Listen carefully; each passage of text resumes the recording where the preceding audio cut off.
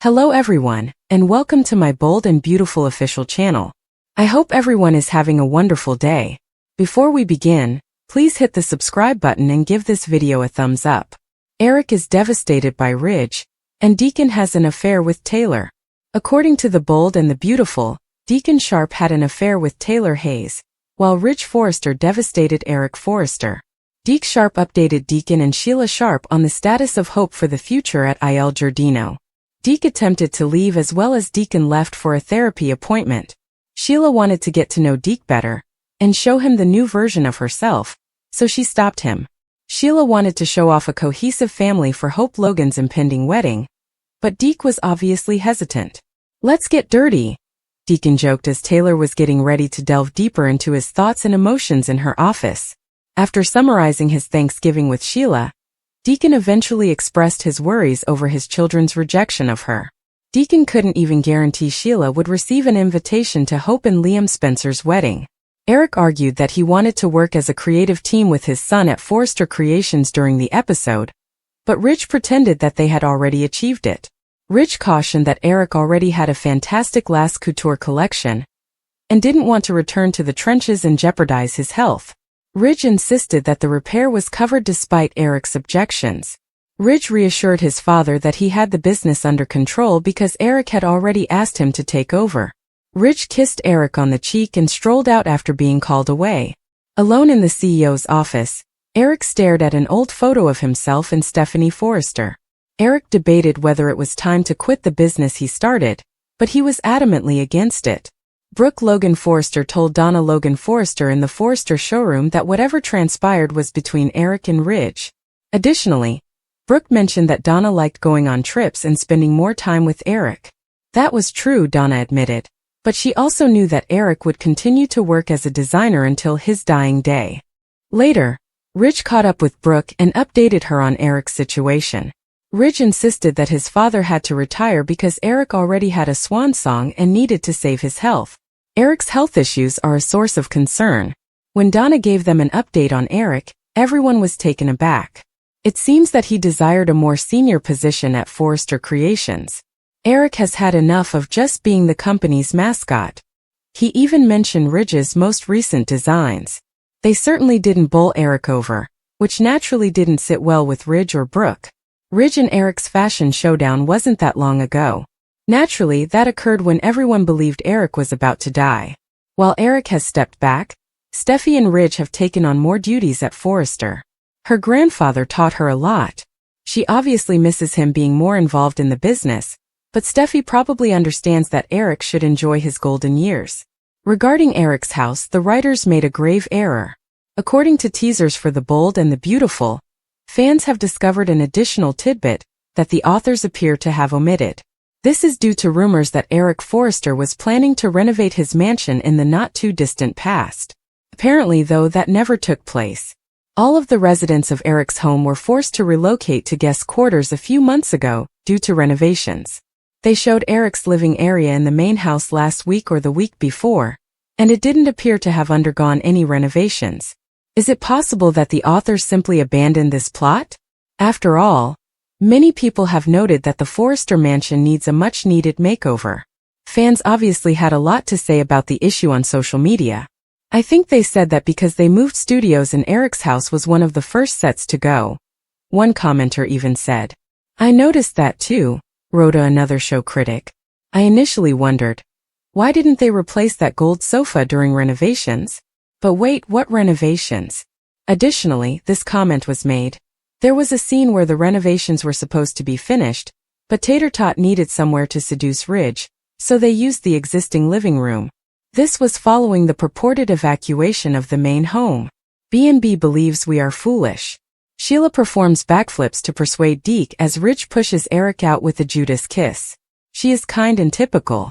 At the start of the episode, Eric is still giving Ridge the concept of working together on the couture line at the main office of Forrester Creations. They are the best team ever. The younger man, however, is not amused. He tells his father, "You don't want to be back in the trenches." Well done, Ridge, for not listening. His father already made a great deal out of his final collection, the dressmaker reminded him. Eric, though, is furious. He's an artist and designer, and he doesn't want to be abandoned. Eric nearly breaks down in tears as Ridge pretends to be sympathetic and promises to shoulder the burden of serving on the front lines, so that his father won't have to. Ridge later reiterates his position, claiming that Eric shouldn't endanger his life to put in so much effort. The actual work is covered. Ridge lets out a bark. "I've got it. You asked me to take over the company." He then ends their chat abruptly and leaves. Simultaneously, Brooke and Donna quarrel in the showroom over what appears to be a change of leadership at FC. Donna is just as shocked by her husband's treatment as Bill was by Katie's. "Whatever is decided is between Ridge and Eric," Brooke declares, dismissing any accountability. Then, in an attempt to be even more condescending, Brooke sits down Donna. "Have you not been having fun with all of your time with Eric?" In an attempt to control her sister, Brooke asks. Donna acknowledges that she would like having Eric to herself. She continues, "But be fair to him. Until the day he dies, he will be a designer." Deacon informs Deacon and Sheila at Il Giardino that he is still on trial at Hope for the future. He will perform gangbusters, they promise. Deacon then excuses himself to go to a session with Taylor. He tells Sheila and Deke, who haven't showed any indication of playing any other manner, to play nicely.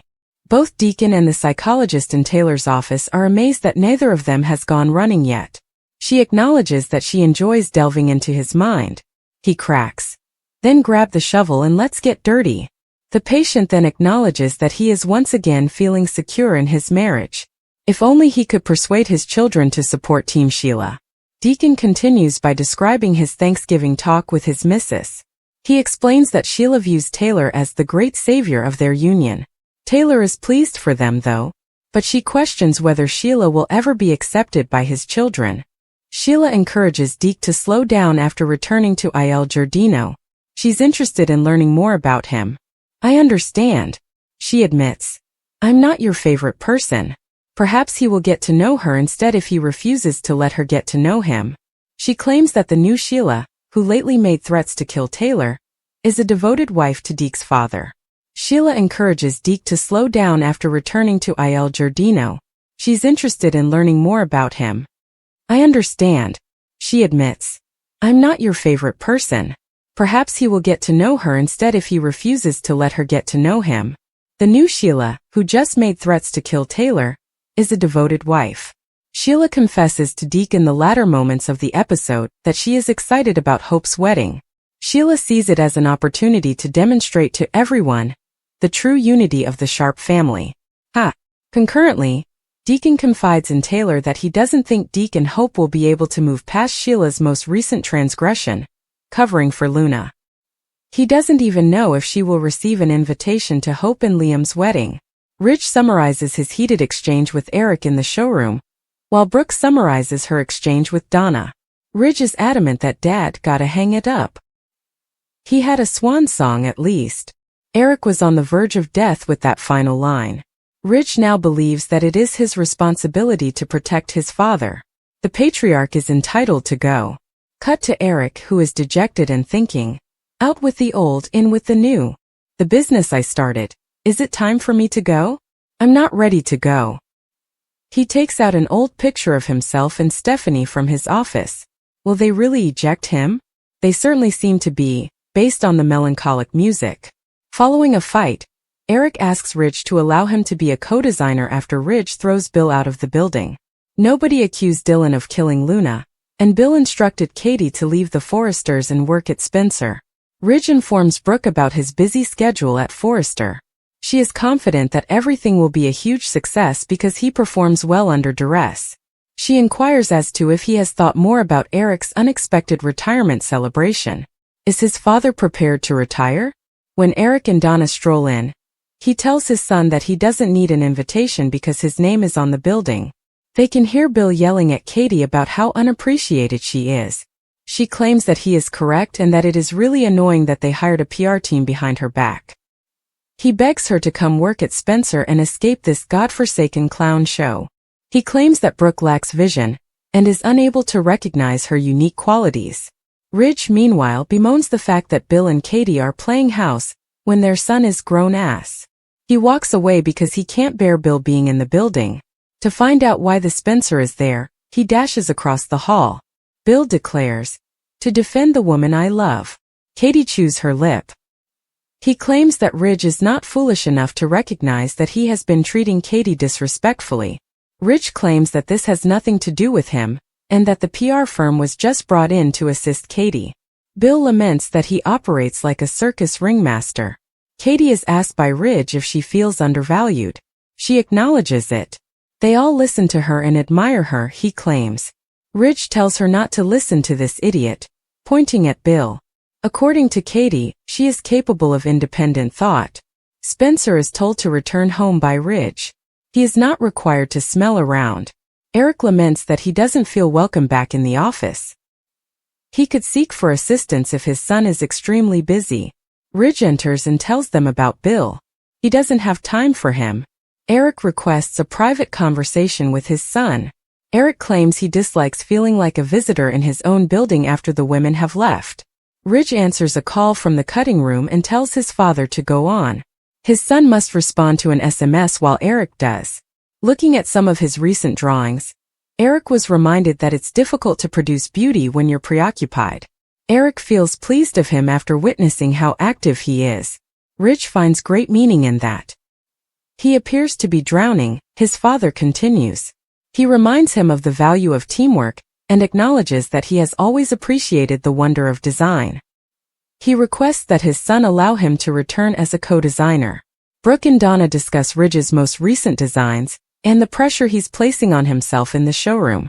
Donna believes Steffi and Brooke were assisting.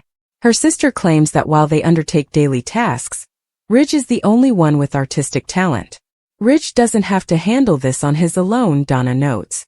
Eric is still present. She believes Ridge is more focused on his own legacy than Eric's. Her spouse aspires to be more than just the company's mascot. He wants to play a significant role. He wants to be a member of the team and designs all the time at home. When Katie and Bill visit his workplace, he lashes out at Ridge for running his sweatshop and treating her disrespectfully. He should calm down and give her time to reflect if this is about her and not him, she argues. She shouldn't have to answer to Ridge and Brooke, in Bill's opinion. What is it that she wants? She is aware that he wants to exact revenge on Spencer. Bill wants her to do what she wants, even though he knows he might be a touch extra. Katie likes it when he tells her how unique she is. He'll stop at nothing to assist her. Even if she doesn't need him, he will always be there for her.